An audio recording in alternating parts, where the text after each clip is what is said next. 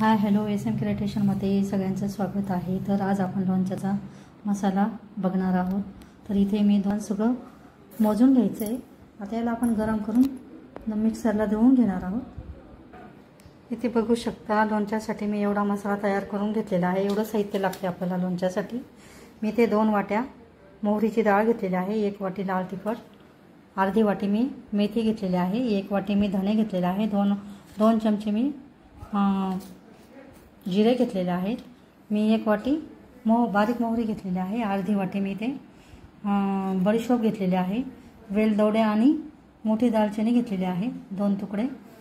इथे मी 2 चमचे मिरे घेतलेले आहेत, 2 चमचे मी लवंग घेतलेले आहे, हळद घेतलेली 1 वाटी आणि 1 वाटी मी लसूण घेतलेला आहे। एवढं साहित्य आपल्याला लोणच्यासाठी लागणार आहे।